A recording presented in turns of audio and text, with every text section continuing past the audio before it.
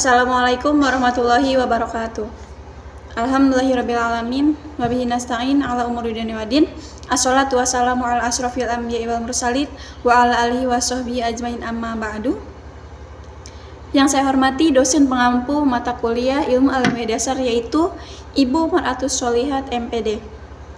Baiklah, di sini saya akan mempresentasikan tugas mata kuliah Ilmu Alamiah Dasar yang berjudul Keanekaragaman makhluk hidup dan penyebarannya, meliputi biosfer dan makhluk hidup, asal mula kehidupan di bumi, keanekaragaman makhluk hidup, serta penyebaran dan sejarah perkembangan makhluk hidup. Baiklah, yang pertama itu biosfer dan makhluk hidup. Sebagai bagian luar muka bumi yang mencakup udara, daratan, air, dan memungkinkan kehidupan, proses terjadi biotik berlangsung. Sebagai keseluruhan ekosistem di bumi, meliputi semua bagian bumi yang mengandung kehidupan, terdiri dari komponen biotik yang berinteraksi dengan lingkungan abiotik yang merupakan bagian dari atmosfer, hidrosfer, dan litosfer.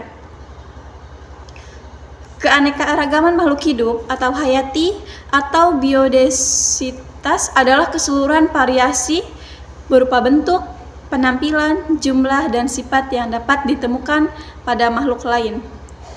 Evolusi adalah perubahan secara perlahan dan berlangsung terus-menerus. Pemikiran tentang adanya evolusi kehidupan didasarkan pada temuan adanya kemiripan antar spesies makhluk hidup. Ada teori evolusi, ada beberapa teori evolusi di antara lain. Yang pertama, landmarks. Evolusi disebabkan karena adanya adaptasi. Contoh, leher jerapah menjadi panjang. Kemudian, teori yang kedua itu teori Darwin.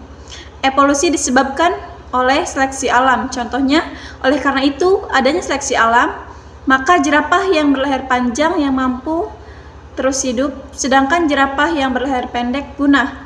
Kemudian yang ketiga, teori Weismann. Evolusi merupakan masalah genetika, jadi evolusi adalah seleksi alam terhadap faktor genetika. Yang keempat, De Vries. Evolusi disebabkan oleh adanya mutasi gen. Kemudian, makhluk hidup terdiri dari satu sel atau banyak. Sel merupakan satu unit kehidupan. Sel merupakan unit kehidupan baik dari segi struktural, pertumbuhan, reproduksi, hereditas, dan fungsional. Sel sebagai unit struktural maksudnya adalah sel merupakan satuan terkecil penyusun tubuh organisme. Agar dapat melaksanakan seluruh aktivitas hidup, sel harus memiliki bagian-bagian utama.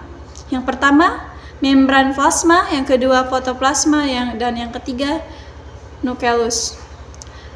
Kemudian reproduksi sel. Sel memperbanyak diri, baik yang terjadi pada organisme tingkat sel uniseluler maupun yang terjadi pada sel-sel penyusun tubuh organisme multiseluler. Kemudian reproduksi makhluk hidup. Reproduksi seksual disebut juga dengan vegetatif, reproduksi seksual disebut juga generatif. Kemudian yang selanjutnya yaitu asal mula kehidupan. Teori kosmozoa. Teori ini menyatakan bahwa makhluk hidup yang ada di bumi ini datang dari bagian alam semesta lain. Kemudian teori Flujor. Teori ini menyatakan bahwa bumi berasal dari suatu materi yang sangat panas. Selanjutnya, dan materi itu mengandung karbon dan nitrogen, terbentuk senyawa sianogen CN. Senyawa CN terjadi pada suhu yang sangat tinggi.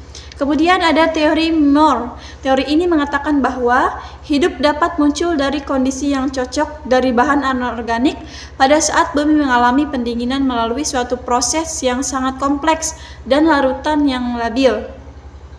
Bila selanjutnya fase dalam keadaan kompleks itu tercapai, maka selanjutnya muncullah kehidupan.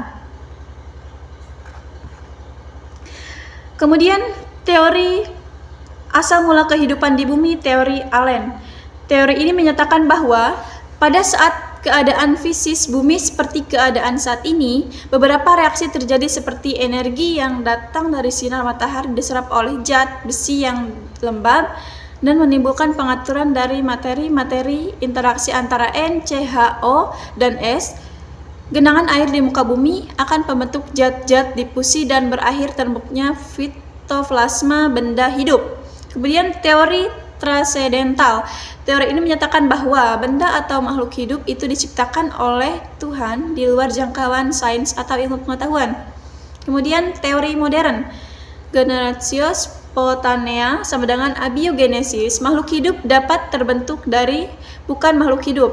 Kemudian ada omne vivum ex ovo, asal mula kehidupan adalah telur atau omne vivum ex ovo, jadi bukan muncul dengan sendirinya.